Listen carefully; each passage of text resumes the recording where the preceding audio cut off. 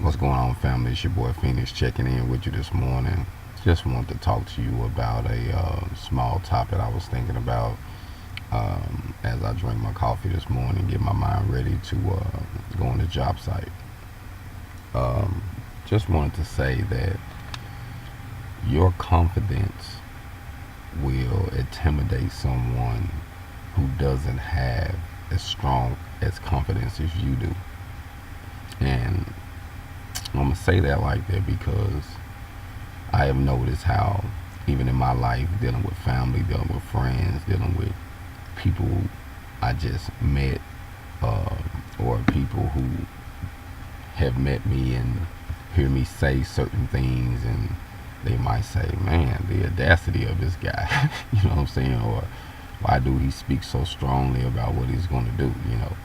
Um, there are so many restrictions to do what he's trying to do, and truth be told, man, I had a millionaire, no BS, a millionaire told me, older man, and I rented one of his buildings in Fayetteville, Arkansas, to when I first kicked off my business venture, and he gave me a good deal on the building, man. He was a great guy, and he, the guy old man used to ride around with his little dog. I forgot the dog name, in his truck with a straw hat, chilling, drinking iced tea, collecting money.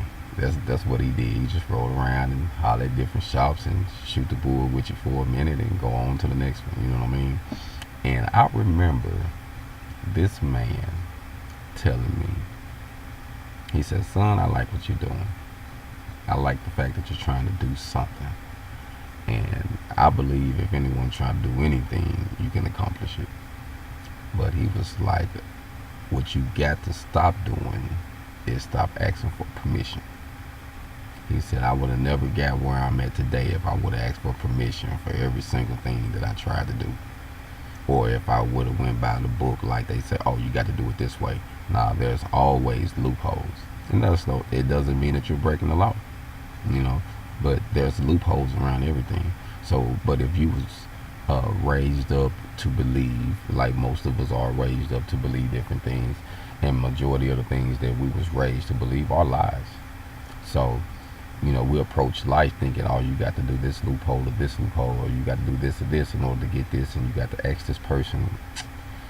Let's throw that out the window. We're going to take this stuff back to the basics. You know what I mean? We're going to have a dream. We're going to invest what need to be invested. We're going to do what need to be done. But there also are loopholes, so you don't have to go by the book, so to speak. You know what I mean? I've been maintaining my AWS welding certs for 2 years, on my own. And someone would say, "Oh man, once you get it, you got to keep them updated, or if you're not working, they'll go expired."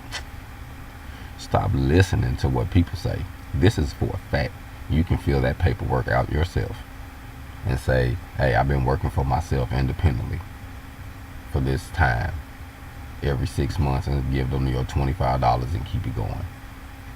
As long as you pay them and you fill that paperwork out saying that you are using it, and if you're independent, you're using it. You might not be using it on a full-time job, but if you are using it and you are using it independently for yourself, hobby, trade, whatever, you can still maintain it.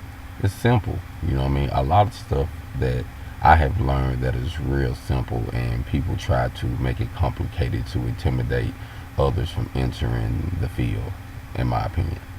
So, they word things differently. And if you don't read or you don't listen, some things will go, right over your head. You know what I'm saying? So I would say, man, throw that out the window on what you can't do or what the system say you got to do.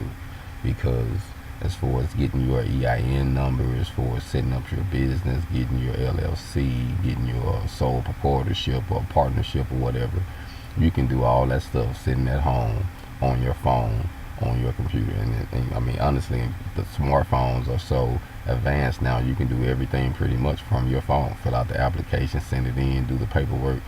And, it's all of a matter of time invested in knowing what direction to go to get the information you need. That's the main thing, having the knowledge.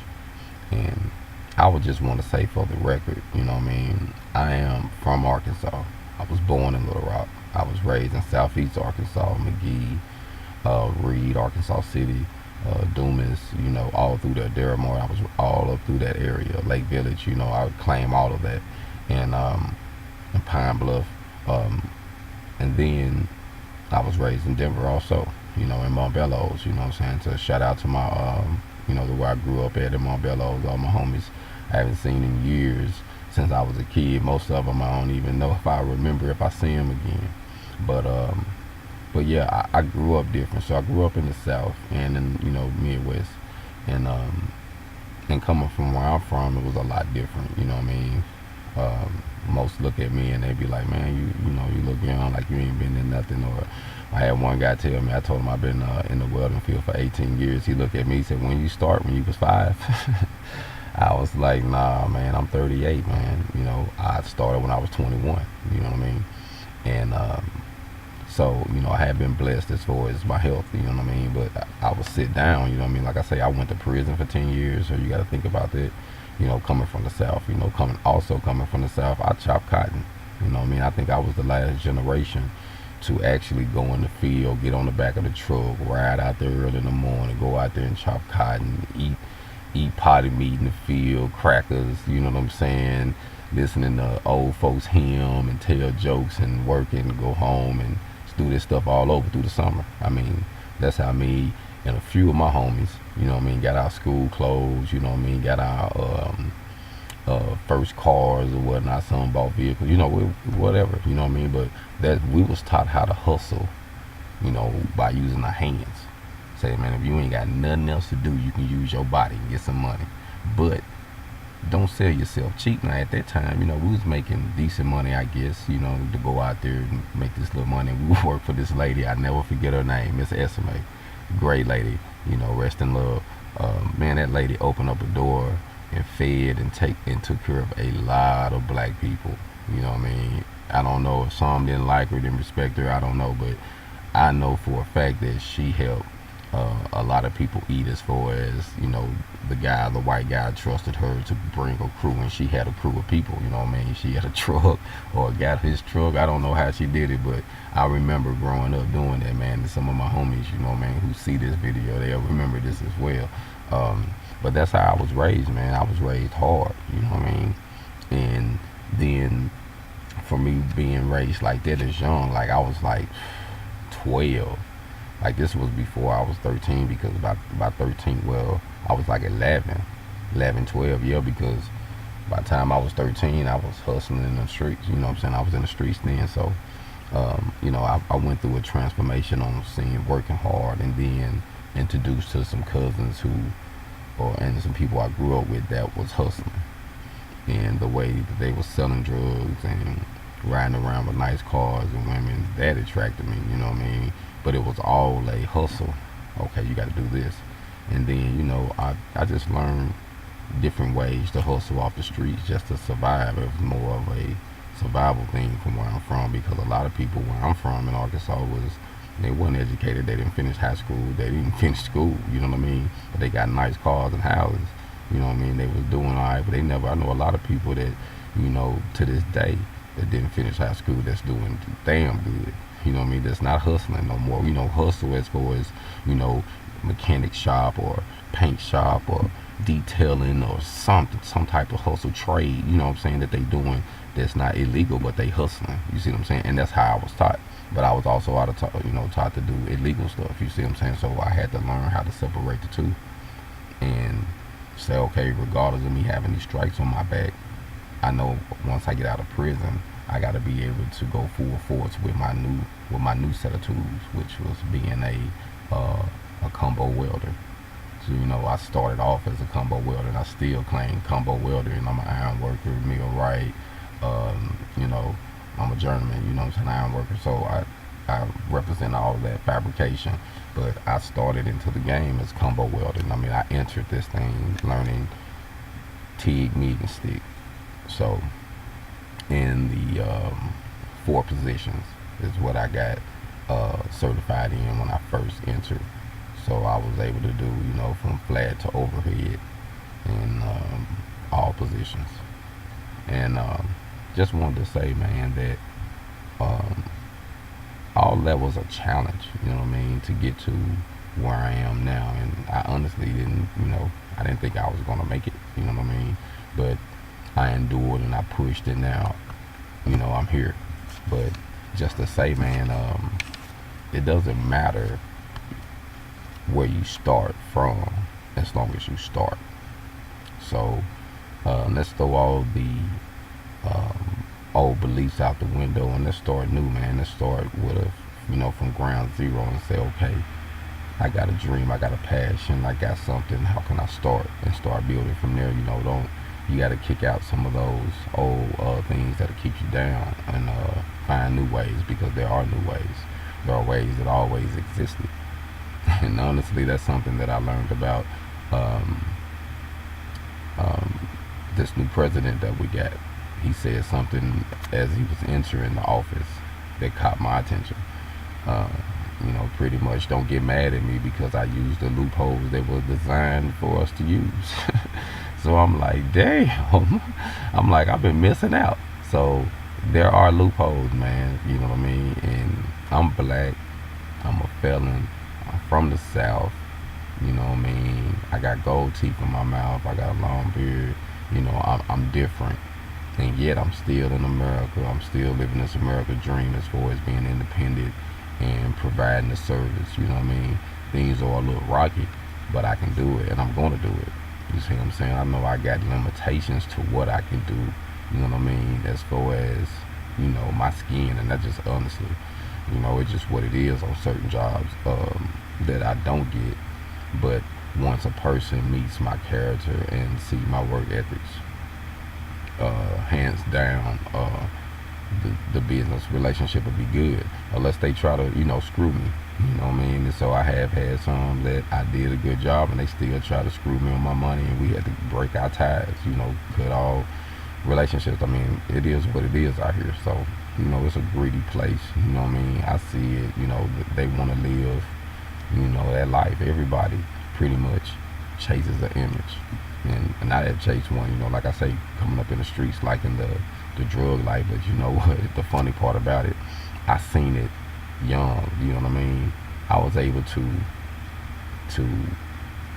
get the nice car, get the girl without the big check. I was hustling. You know what I mean? I got it as off of street fame, off of me just grinding and knowing how to carry myself. You know what I'm saying? So I'm thinking, like, now that I'm on the level that I am now, years later, when I obtain different things now, it's a whole different purpose. It's a whole different shine. Like, I'm not even tripping on,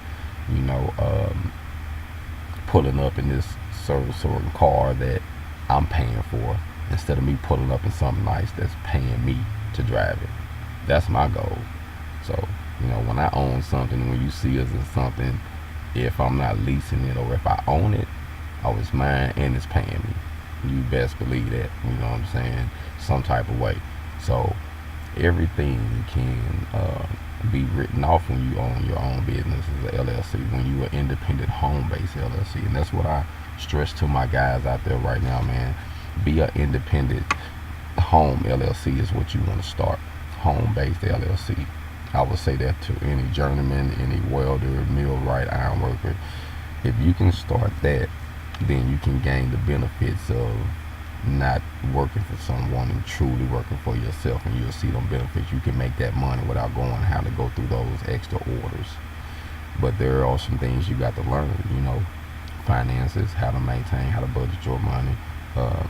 Take some time out learning about the business. I mean, none of this stuff is like waking up, I got it. You know what I'm saying? I mean, because I'm learning, I'm watching things daily, and all I'm doing is passing the information that I get, to y'all, so that way you can use it and utilize it however you want to use it. But I will say this before I leave: start from the basics. Let's start over. As far as what you was taught, as far as what you thought you had to do, or what you assume you had to do in order to get to these certain levels. There are so many ways around things that's not illegal, and it doesn't take a lot. And I would stress again, $225 can start your business. and that's with using $25 or more of it on promotion. You know what I'm saying? So with you a little start small promo campaign. So there's so much you can do, but you got to be willing to think outside the box and willing to invest in yourself. I mean, like I say, I'm dropping these videos so that hopefully you'll watch my growth and see what I'm doing, and you're gonna have me as a witness, at least as someone in stone that you know that came from nothing, because I came from nothing. So when you start seeing things and things that you have seen, you'll know that this dude been grinding. He's learning, you know, and changing as I go. I mean, that's all I can do is learn and evolve. Learn and evolve. Things change, so I can't get mad at the system when the system says, okay, that door stopped. Okay, now it's time to find another door. So I'm just going to evolve, learn and evolve, and that's all we can do is learn and evolve, man, and realize that there's nothing wrong with being confident. There's nothing wrong with standing up for what you believe in and what you're going to do, because if you don't believe in it and you don't speak boldly on it and you're not proud of it, you know, who's going to be? You know what I mean? So I would say, man, we in the first quarter of the year is 2018, and hey, let's keep it moving, man. Let's keep it pushing.